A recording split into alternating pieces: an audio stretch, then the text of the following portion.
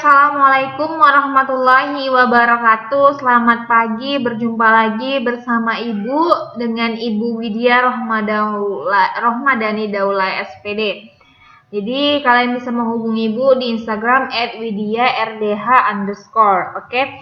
Kita masuk ke bab 4 yaitu suhu, pemuaian dan kalor. Tapi karena pembahasannya begitu panjang, jadi Ibu akan mengepres menjadi pembahasan kita minggu ini adalah 2 subbab saja, suhu dan pemuaian. Ibu ingatkan kepada anak-anak Ibu, memang kita belum pernah ketemu, tapi Ibu gimana ya? Ibu minta tolong kalian jangan merasa sepele kepada Ibu, karena di sekolah pun Ibu tidak kenal dengan kalian, jadi kalian tidak mau mengumpul tugas.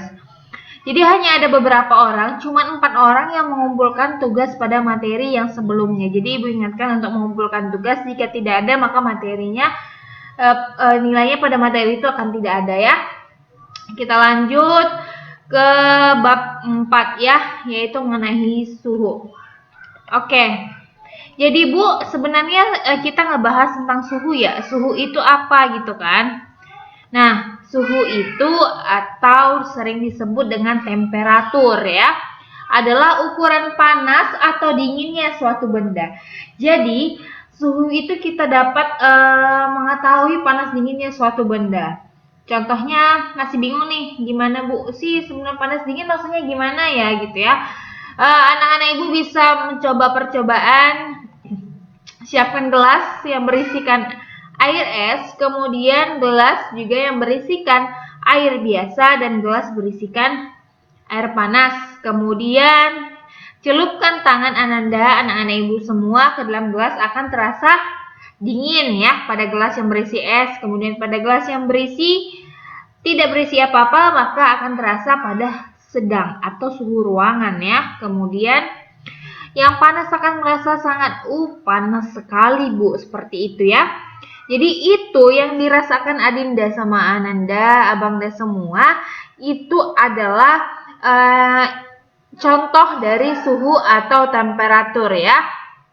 Contohnya, maka dari indera peraba kita dapat kita rasakan bahwa itu adalah suhu dan itu atau temperatur, tetapi tidak dapat kita ukur suhunya karena kita adalah manusia, artinya kita bersifat lemah, terbatas dan serba kurang. Makanya kita butuh sebuah yang namanya alat ukur untuk membantu memberikan tahu kepada orang lain seberapa dingin sih minuman ini, seberapa panas sih minuman ini.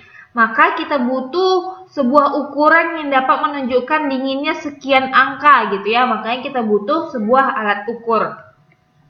Nah, alat ukur di sini, alat ukur suhu ada berbagai macam, yang berbahan cair, ada yang terbuat dari berbahan padat, kemudian gas, dan termometer optis. Kita bahas satu-satu ya. Yang pertama termometer cair, berarti dia memanfaatkan zat cair ya. Kita udah pelajari zat kemarinnya. Di sini zatnya zat apa yang digunakan? Raksa dan alkohol ya.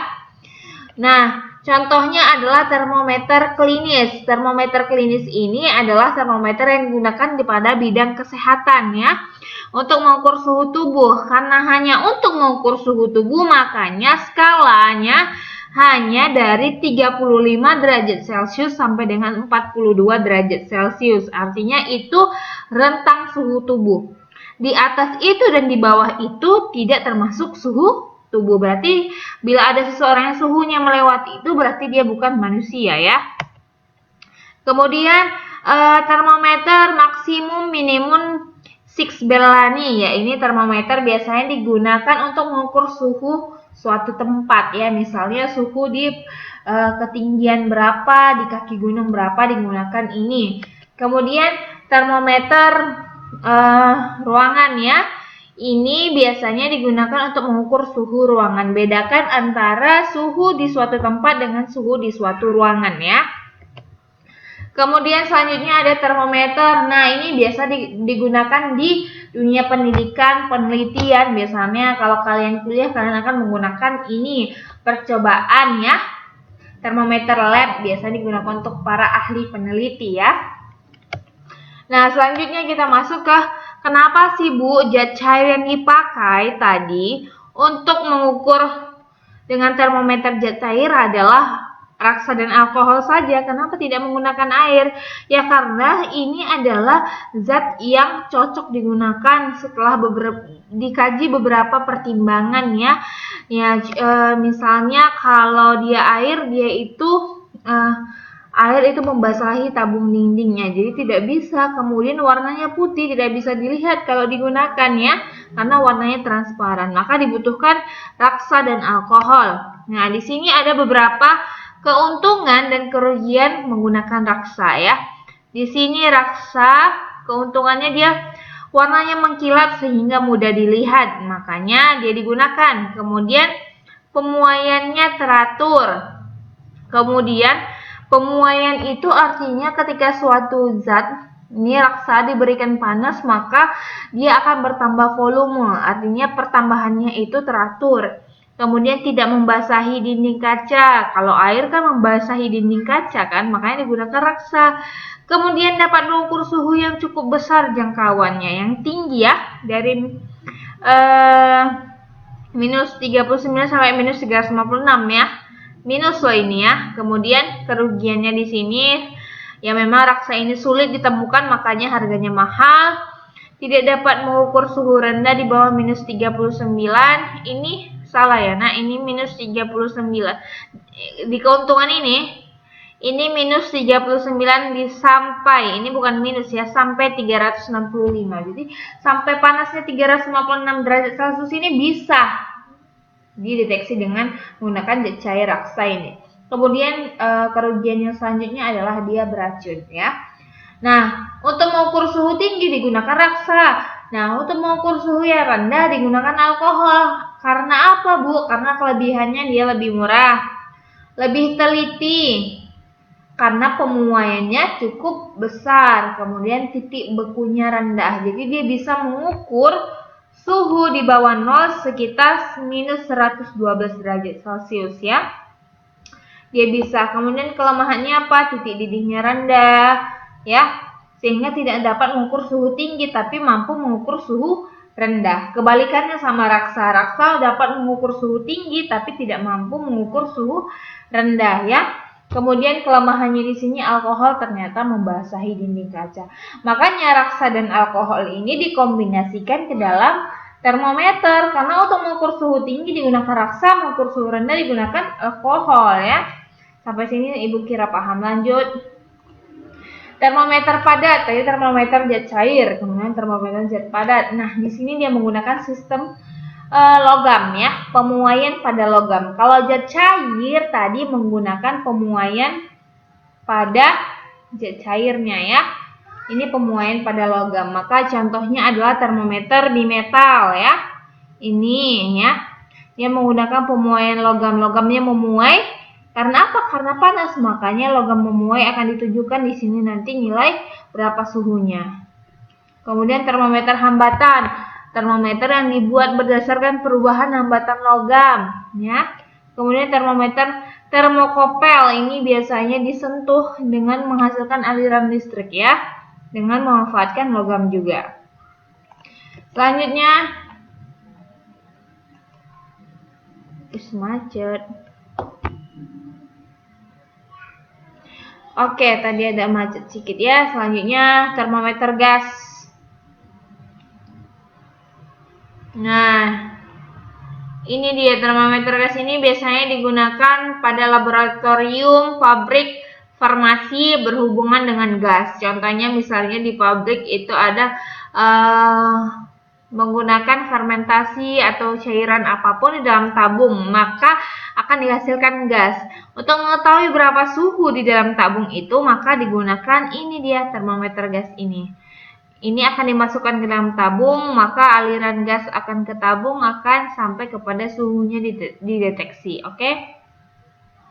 Lanjut, termometer optis. Nah, contohnya pirometer biasanya digunakan pada pertambangan atau dan lain sebagainya untuk mengukur suhu suatu logam ya. Biasanya dengan skala tinggi 350 ke atas. Kemudian termometer inframerah, ini yang sering digunakan saat ini yang mendeteksi suhu tubuh ya, yang biasanya di-scan ke bagian kening ya.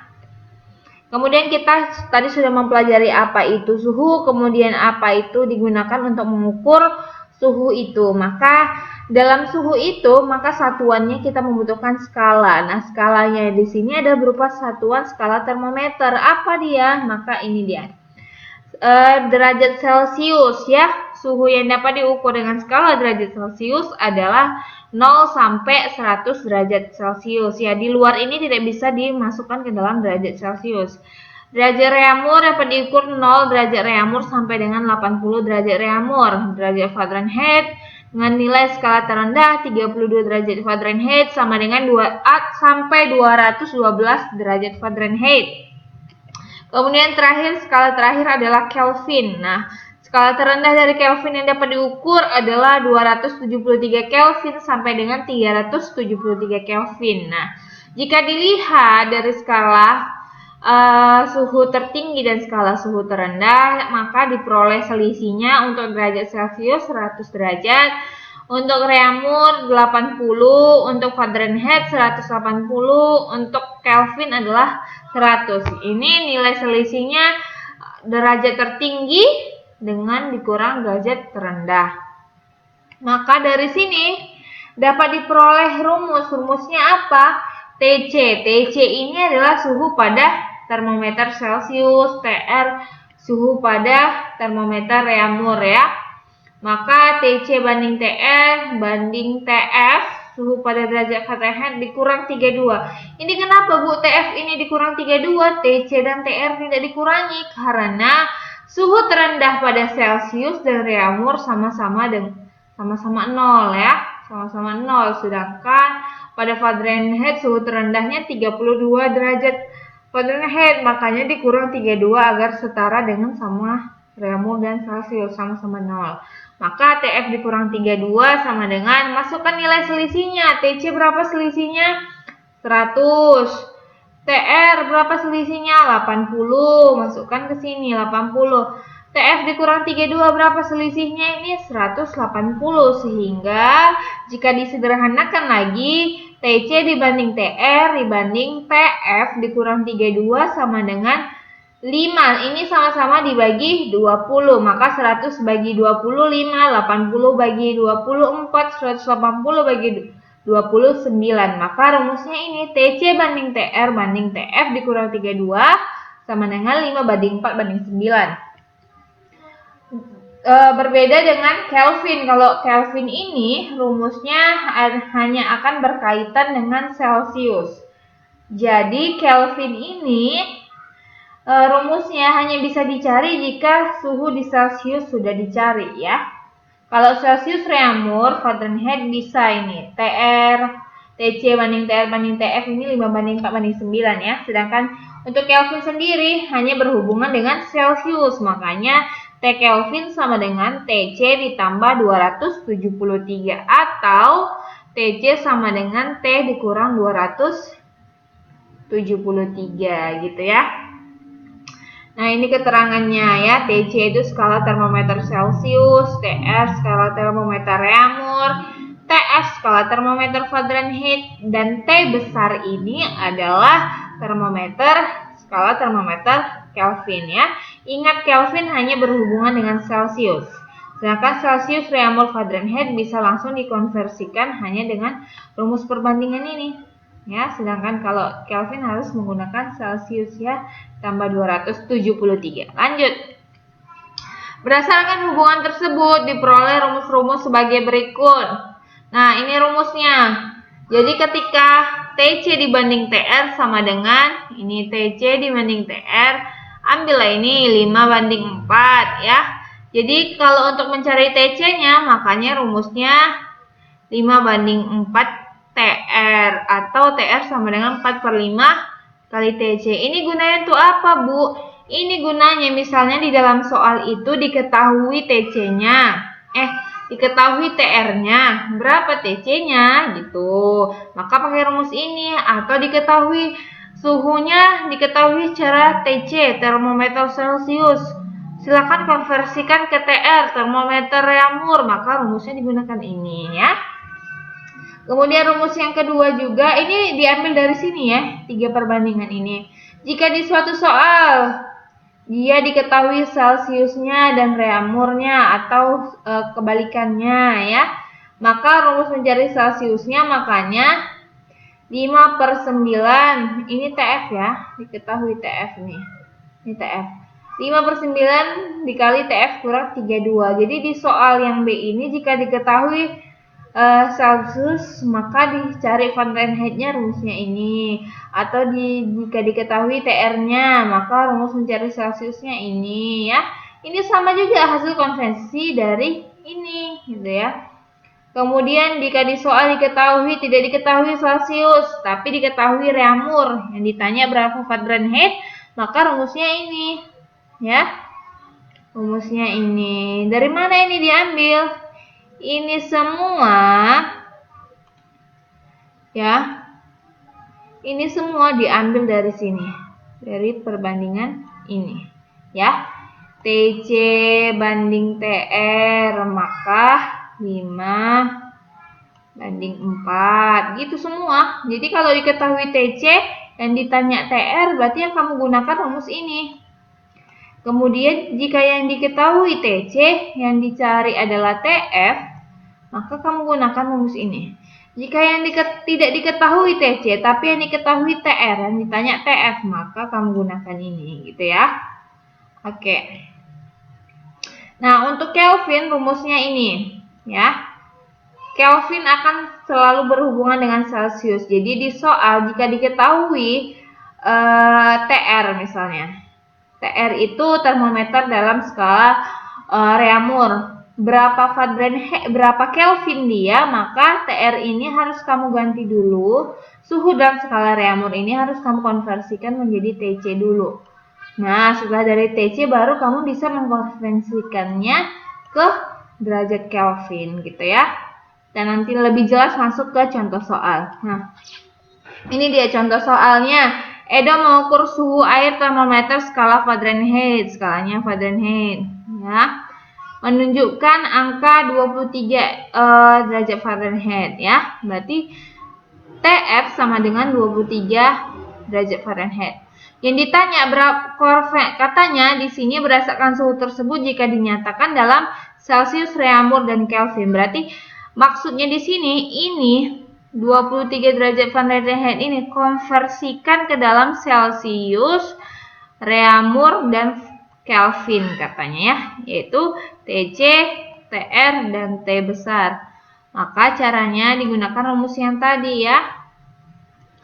Apa rumus yang tadi? Nah, ini dia TC.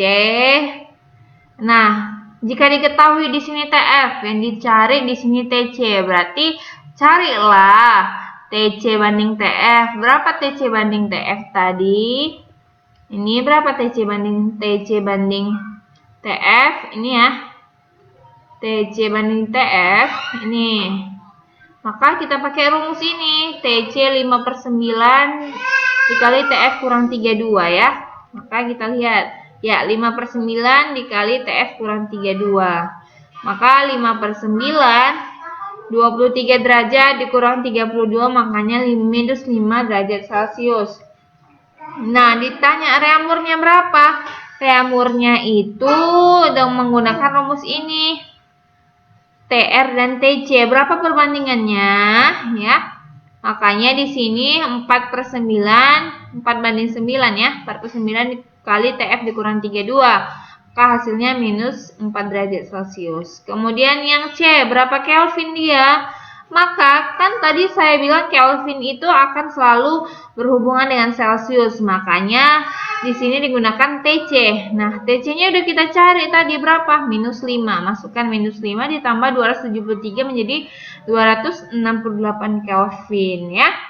Makanya jadi hasilnya 23 derajat Fahrenheit ini sama dengan nilainya dengan minus 5 derajat Celcius, sama dengan minus 4 derajat Celcius, sama dengan 268 Kelvin. Jadi ini yang disebut dengan dikonversikan.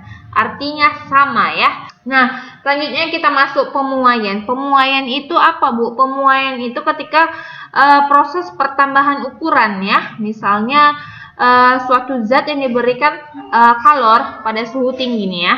mempunyai suhu tinggi. Jadi pemuaian itu pada suatu benda diberikan kalor, maka benda itu akan mengalami yang namanya pemuaian. Yang terbuktinya dengan apa? Buktinya dengan terjadinya pertambahan ukuran ya.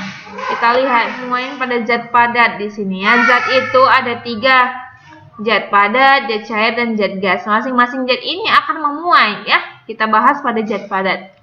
Pada zat padat akan terjadi pemuaian pada zat padat, yaitu dengan ditandainya pertambahan panjangnya. Contohnya ini rel kereta api. Kenapa dibuat bercelah? Karena dia akan mengalami pemuaian. Jadi karena terik matahari ini kan menyebabkan panas kalor ya, panas kalor, sehingga batang logam pada rel kereta api ini akan memuai, sehingga dia lama-lama akan memanjang ya. Rumusnya adalah L2 sama dengan L1 dikali 1 ditambah alfa. Alfa ini adalah koefisien muai panjang dikali T2 dikurang T1 ya. Ini dia keterangannya. L1 adalah panjang awal pada logam ini, kemudian L2 adalah panjang setelah terjadi pemuaian. Alfa ini adalah koefisien muai panjang pada logam. Kemudian T1-nya di sini adalah suhu mula-mula, dan T2 ini T2 ya.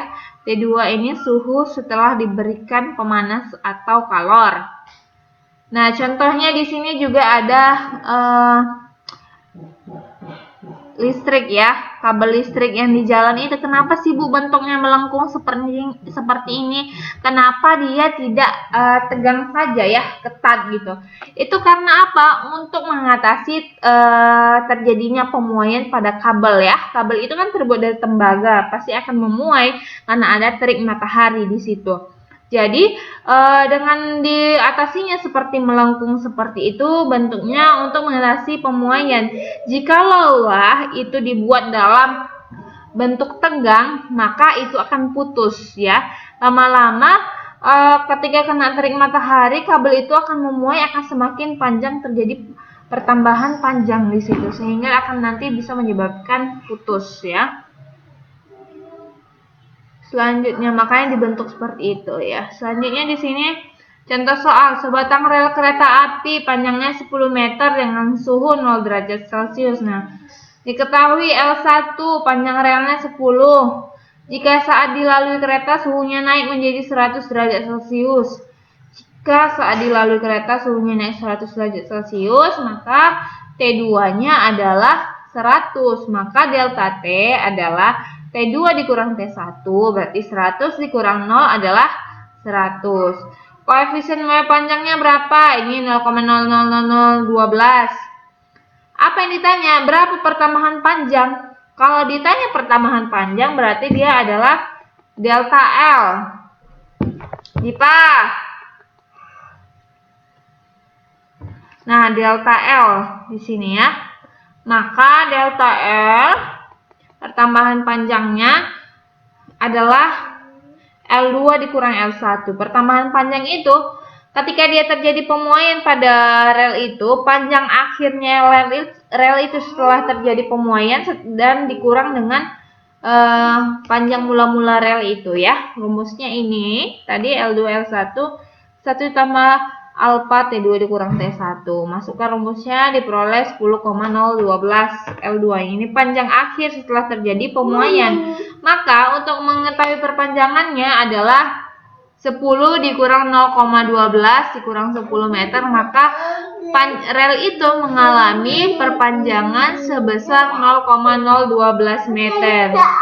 Pada zat cair ya. Selanjutnya pemuaian pada zat cair. Contohnya di sini adalah kamu bisa mendidihkan air ya. Ketika kamu didihkan, air itu akan mendidih dan akan tumpah dari bejana itu. Artinya apa? Di sini zat cair mengalami pemuaian karena diberikan sebuah kalor atau pemanasan ya. Sehingga itu buktinya zat cair menguap ya. Akan terjadi apa? Yang sebelumnya volumenya segini lama-lama akan tumpah, berarti volumenya bertambah ya. Rumusnya V2 sama dengan V1 dikali 1 ditambah gamma T2 dikurang T1. Gamma ini adalah koefisien muai volume pada zat cair. Nilai dari gamma ini sama dengan 3 kali alfa ya. Nah, ini keterangannya sama kayak tadi. Kemudian kita masuk ke contoh soal. Sebuah benda aluminium berisi penuh air 2000 cm pangkat 3 ya. Bejana dipanaskan dari 20 derajat Celcius menjadi 70 derajat Celcius ya. Berapa air yang tumpah jika koefisien muai panjang aluminium 0,00025 per derajat Celcius dan koefisien muai ruang air adalah 0,0004 derajat Celcius ya. Bisa kita lihat di sini kalau air yang tumpah, misalnya ini bejana ya. Air kita isi air, kemudian kita panaskan, airnya akan tumpah. Berarti air yang di dalam bertambah kan, makanya dia tumpah. Air yang di dalam bertambah sehingga dia menyebabkan tumpah. Berarti volume air lebih besar dibandingkan volume bejana itu setelah dipanaskan. Makanya kita harus tahu dulu berapa pertambahan volume ya, berapa volume akhir dari si bejana setelah dipanaskan dan berapa volume akhir dari si air setelah dipanaskan. Otomatis ya jelas kalau dia tumpah berarti volume air lebih besar ya. Maka volume air yang tumpah adalah V2 air dikurang V2 aluminium ya. Nah, kita masukkan aluminium. Gamma itu nilainya 3 kali alfa karena di sini tidak dikasih tahu berapa koefisien muai volume dari si aluminium. Makanya kita cari dengan seperti ini, 3 dikali koefisien alfa. Di sini diketahui koefisien alfanya adalah 0,025 ya. Makanya nilainya gammanya 3 dikali alfa sehingga 0,00075 per derajat Celcius. Inilah koefisien muai volume pada si aluminium bejana panci tadi. Nah, kita harus cari berapa volume akhir dari si panci setelah pemuaian ya. Berarti dia mengalami pertambahan volume ya pancinya. Makanya ini masukkan ke rumus 2001 0,00075 kali 70 kurang 20 dikonversikan selanjutnya, maka hasilnya 2007,5 cm. Jadi 2007,5 cm pangkat 3 lah volume akhir dari si panci, dimana sebelumnya volumenya hanya 2000 cm pangkat 3. Setelah terjadi pemanasan dan terjadi pemuaian, volumenya menjadi 2007,5 cm pangkat 3. Oke, selanjutnya kita cari volume air, sehingga airnya bisa tumpah, tentunya airnya mengalami pemuaian. Di sini, oleh karena angka muai ruang air cukup besar, rumus yang digunakan adalah V2 sama dengan V1, 1 ditambah gamma dikali T2 dikurang T1. Maka diperoleh volume akhir dari air adalah 2044 cm pangkat 3. Jadi volume awal airnya tadi kan sama volume panci, sama-sama 2000. Setelah terjadi pemuaian ternyata airnya memuai lebih besar dengan sebesar volume akhirnya 2044 cm pangkat 3. Maka pertumpahan air yang terjadi adalah delta V. V2 air dikurang V aluminium, artinya V volume akhir setelah terjadi pemuaian pada air dikurang volume akhir setelah terjadi pemuaian pada bejana aluminium. Maka 2044 cm pangkat 3 dikurang 2007,5 cm pangkat 3, maka pertambahan volumenya adalah 36,5 cm pangkat 3. Seginilah air yang tumpah dari bejana aluminium itu ya. Ibu rasa paham, nanti diulangi lagi.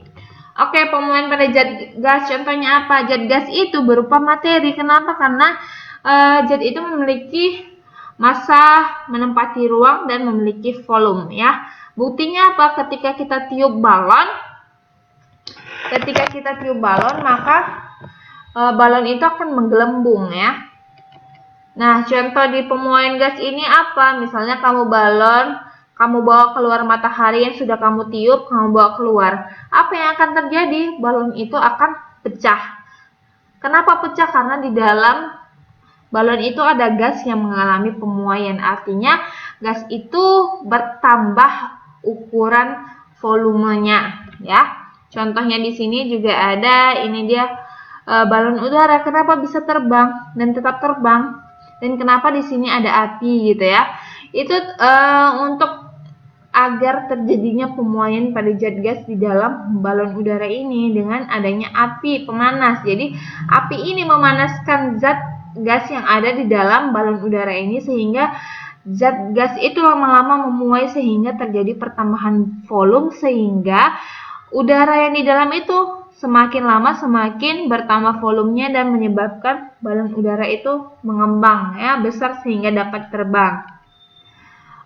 Rumusnya di sini adalah V1 sama dengan V0 1 ditambah 1/273. Jadi kalau untuk gas sendiri, koefisien muai volumenya sudah ditetapkan, yaitu 1/273 ya, dikali T2 dikurang T1. Maka ini keterangannya ya. Jadi alfa itu tadi hanya untuk muai panjang, untuk zat padat, kemudian gamma itu untuk untuk volume, koefisien muai volume pada zat cair, sedangkan 1/273 ini koefisien muai untuk zat gas ya. Contohnya kita masuk volume gas pada suhu 0 derajat Celcius, berarti T1 0 pada tekanan tetap adalah 12 meter pangkat 3, berarti volume awal V0-nya adalah 12 meter pangkat 3. Berapa volume gas pada suhu 546 derajat Celcius? Berarti T2-nya adalah 546 derajat Celcius. Yang ditanya volume akhir ya, bukan pertambahan volume. Kalau pertambahan volume berarti V2 dikurang V1. Ini volume akhir, berarti tidak perlu pengurangan di sini. Maka rumusnya tetap ya, V1 sama dengan V0 1 ditambah 1/273 dikali T2 dikurang T1, makanya V1 sama dengan 12, 1 ditambah 1/273 dikali 546, hasilnya adalah 36 meter pangkat 3. Berarti volume akhir dari gas tersebut setelah pemuaian terjadi adalah 36 meter pangkat 3. Jika ditanya selisihnya atau jika ditanya pertambahan volumenya, makanya harusnya kalau ditanya pertambahan volume dikurangi deh, V2 dikurang V1, berarti 36 meter pangkat 3 dikurang 12 meter pangkat 3, hasilnya 24 meter pangkat 3. Jika ditanya itu pertambahan volume, tapi kalau ditanya volume akhir berarti hasilnya ini, V1 36 meter pangkat 3 ya. Cukup sekian pembelajaran kita hari ini. Ibu harap segera dipahami lagi, ditonton ulang lagi, dibaca lagi, kemudian isi jawaban dari soal-soal latihan ulangan harian yang Ibu kirim ya. Dan yang belum mengirim ulangan harian pada bab berikutnya silahkan kirim, karena yang baru mengirim hanya 4 orang. Jika tidak maka nilainya tidak ada. Wassalamualaikum warahmatullahi wabarakatuh.